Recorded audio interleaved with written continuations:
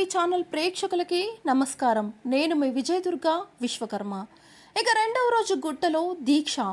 యాదగిరి గుట్ట నుండి పేద ప్రజల కొన్ని కోట్ల రూపాయల బంగారంతో పాటు చిట్టీల డబ్బులు నమ్మించి నట్టేయడం ముంచి పారిపోయిన రాజస్థానీ వ్యాపారి జిత్తు. జైభవాని జ్యువెలరీ దుకాణం ముందు బాధితులు రెండవ రోజు దీక్ష.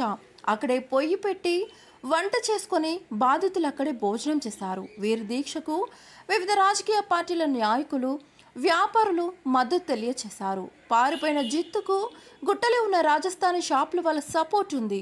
మా ఎమ్మెల్యే గారు పారిపోయిన వాళ్ళు దొరికే వరకు రాజస్థానీ వాళ్ళు ఎవరు కూడా షాపులు ఓపెన్ చేయకూడదంటే నిన్న దుర్గా జ్యువెలరీ షాప్ తెరవడంతో బాధితులు అక్కడికి చేరుకొని మా ఎమ్మెల్యే గారు షాపులకు తాళాలు వేయించి తాళాలు పోలీసులు వాళ్ళకి ఇస్తే మళ్ళీ వాళ్ళకి ఎందుకు తాళాలు ఇచ్చారని బాధితులు ఆందోళనకు గురయ్యారు. దుర్గా జ్యువెలరీ యజమాని బాధితుడు దొరికాడు పోలీసులకు అంటాడు, ఇక పోలీసులు దొరకలేదు అంటారు.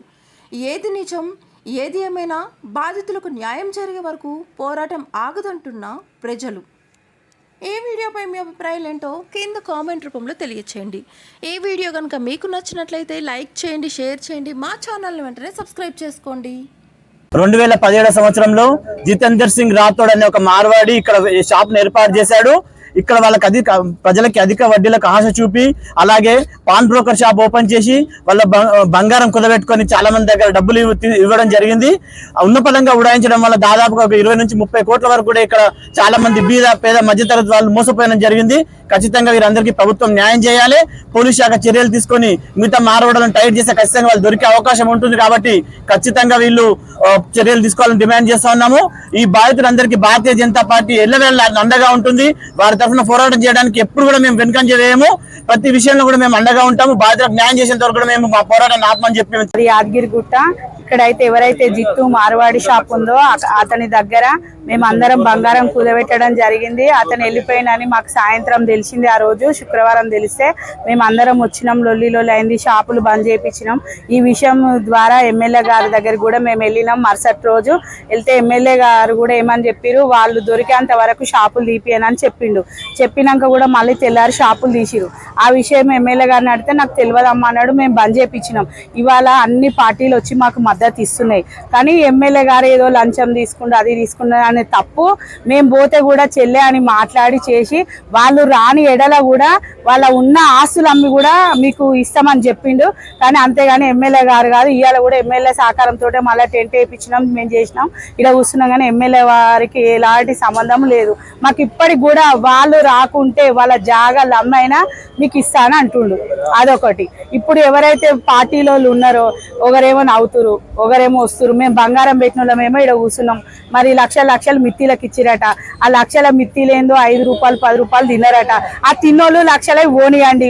ఇప్పుడు ఆయన వస్తే కూడా మా బంగారం ఏమైతే మేము గతి లేక మేము బంగారం కుదబెట్టుకున్నాం. ఆ కుదబెట్టుకున్న బంగారం అయితే అందరికి డబ్బులు ఇప్పేయాలని మీ మీడియా. సంవత్సరాల కింద ఇక్కడ మార్వాడీలు ఒక్కొక్క దుకాణం, కిరాణం అని, జ్యువెలరీ అని, చెప్పుల షాప్ అని, ఈ రకంగా పలు షాపులను మా దగ్గర మనకు ఏంది ఒకటి సంప్రదాయం ఉంది. కుల వృత్తులు ఎవరి కులం వాళ్ళు వారు చేసుకునే ఈ సంస్కృతి మంచిగా ఏంటిది, జ్యువెలరీ చేసుకునేది స్వర్ణకారుడు, కిరాణం నడిపించే కోంటి అతను, ఇలాగా ప్రతి ఒక్కరు కుల వృత్తులు ఉండే దాన్ని కొల్లగొట్టే ఒక దురుద్దేశంతోనే ఈ మార్వాడీలు మన దగ్గరికి చేరి మననంతా ధ్వంసం చేసి మన కృతులను మర్చిపోయేటట్టుగా మనలో మనకే తగాదాలు పెట్టి మనలో మనకే ఒకరిని ఆశ్రయించి ఇంకొకరికి భయపెట్టించు భయభ్రాంతులు చేసుకుంటూ ఈ రకంగా బతకడం సాగించు మొదలుపెట్టినరు. అది అందరికీ తెలిసినా మనం అందరూ స్పందించకుంటే ఈరోజు ఇంతదాకా వచ్చి ఇన్ని కోట్లు కొల్లగొట్టిపోగలిగిండు. కానీ ఇక ముందు కూడా కావద్దంటే దయచేసి ఈ మార్వాడీలు ఇక్కడే కాదు, మన తెలంగాణలో, మన జిల్లాలో, మన రాష్ట్రంలో, మన ఊర్లో చిన్న గ్రామాలలో కూడా ఈ మార్వాడీలు అంతా పాకిపోయినరు. వీళ్ళందరినీ ఎలగొట్టాలి. మన ఊర్లో మన పని మనమే, మన డబ్బు మనమే సంపాదించుకునే ఒక దృక్పథం రావాలి. ఈ మార్వాడీలను ఎలగొట్టాలి.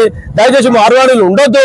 అలాగే నష్టపోయిన ఈ ఆడపడుచు వాళ్ళు కానీ, మా తరపున ఉన్నారు కానీ, ఇంకా రాని వాళ్ళు ఎంతోమంది మోమాటకు రాని వాళ్ళు ఉన్నారు. ఎవరైతే అందరు రావాలని లేదు.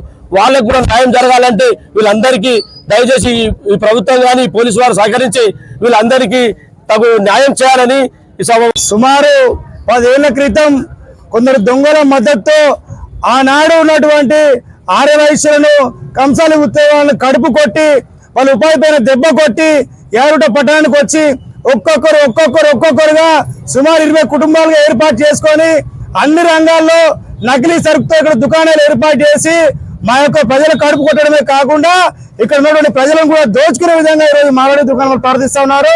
దాంతో పాటు మొన్నటికి మొన్న జిత్తు అనే వ్యాపారి సుమారు 15-20 కోట్ల బంగారు నగదుతో ఉడాయించినాడు. అయితే అతను నమ్మి ఈ యొక్క ప్రాంతంలో ఉన్నటువంటి బడుగు బలహీన వర్గాలు పేదలు బంగారం కుదవబెట్టి ఆ రుణం తీసుకున్నారు.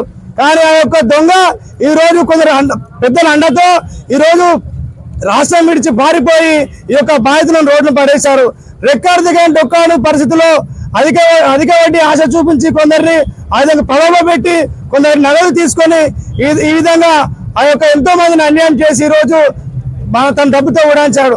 కావున సుమారు 2 రోజుల క్రితం గౌరవ ఎమ్మెల్యే గారు కూడా ఆ యొక్క దొంగను ఖచ్చితంగా పట్టుకుంటాం, అంతవరకు కూడా ఏ ఒక్క మామిడి షాపు తీసే ప్రసక్తే లేదని చెప్పేసి అతను కూడా మాటిచ్చాడు. అయితే దాని విరుద్ధంగా ఆ యొక్క షాపును కూడా తీసే ప్రయత్నం ఈరోజు జరుగుతూ ఉంది. కావున గౌరవ ఎమ్మెల్యే గారు ఇచ్చిన మాట ప్రకారం మా యొక్క బాధితుడు న్యాయం జరిగే వరకు ఏ ఒక్క షాపు తీసే ప్రసక్తి లేదు, తీస్తే కానీ మేము ఊరుకునే ప్రసక్తి లేదని ఈ సందర్భంగా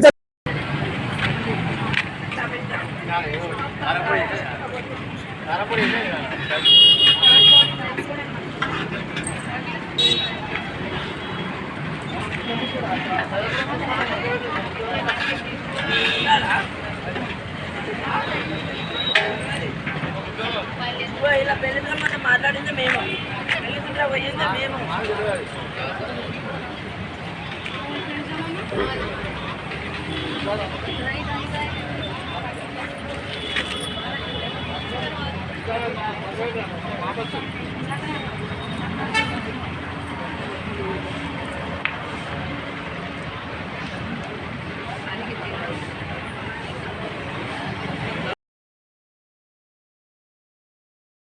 మారి నక్క జితేందర్ సింగ్ అనే వ్యక్తి జై భవానీ షాప్ జ్యువెలరీ షాప్ పేరుతోటి ఈ యొక్క కొన్ని కిలోల బంగారం కుదవబెట్టుకొని అలాగే అధిక వడ్డీకి ఆశ చూపి కొన్ని కోట్ల రూపాయలు కొల్లగొట్టి ఉడాయించిన ఘటన జరిగింది.